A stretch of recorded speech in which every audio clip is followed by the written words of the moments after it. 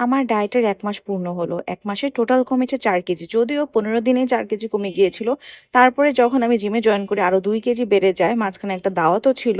ওই ২ কেজি আমি আবার বাকি ১৫ দিনে কমেছি। গতকাল থেকে আমি ব্ল্যাক রাইসটা খাওয়া শুরু করেছি। যদিও আমি দুপুরবেলা সাদা ভাত খেতাম, এখন থেকে সেটা স্কিপ করে আমি চলে যাব ব্ল্যাক রাইসে। চালের মধ্যে সবচেয়ে ভালো এই ব্ল্যাক রাইস, এজন্য দামটাও বেশি। ব্ল্যাক রাইসে রয়েছে হাইয়েস্ট পরিমাণে অ্যান্টিঅক্সিডেন্ট, সাথে রয়েছে প্রচুর পরিমাণে প্রোটিন অ্যান্ড ফাইবার, ওয়েট লসের জন্য খুবই উপকারী। পাশাপাশি আপনার গাট হেলথ, হার্ট, আই, ইভেন ক্যান্সারের জন্য এটা খুব উপকারী। আমার লাঞ্চে ছিল একটু ব্ল্যাক রাইস, ১ পিস কই মাছ, শসা টমেটোর সালাদ আর ২টা লেবু।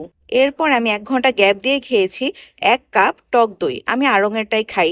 সন্ধ্যাবেলা ছিল একটা সেদ্ধ ডিম এবং ২টা কাঠবাদাম। এরপরে যে কাজটা করেছি সেটা আমার একদমই করা হয়নি। আমার শাশুড়ি একটু পপকর্ন ভেজেছিল, যেটা খাওয়াটা একদমই ডায়েট বহির্ভূত কাজ ছিল। বাট এরকম টুকটাক হয়। এখন ডিনারের ব্যবস্থা করব। ডিনারের জন্য আমি নিয়েছিলাম মিক্স সবজি। এখানে রয়েছে কাঁকরোল, পটল, বেগুন, পেঁপে এবং টমেটো। কোনো রকমের তেল ইউজ করা হয়নি। হালকা ঘি দেওয়া হয়েছে এবং এই মুরগিটা আমি এয়ার ফ্রায়ারে করব, যেটাতেও আমি বিন্দু পরিমাণে কোনো তেল ইউজ করিনি। রাতের ডিনারে ছিল মিক্স সবজি এবং ৩ পিস এয়ার ফ্রায়ারে করা ফ্রাইড চিকেন। এই তো ছিল আমার গতকালকে সারাদিনের ডায়েট চার্ট। সবার কেমন লাগলো অবশ্যই জানাবেন। Thank you for watching. Allah হাফেজ।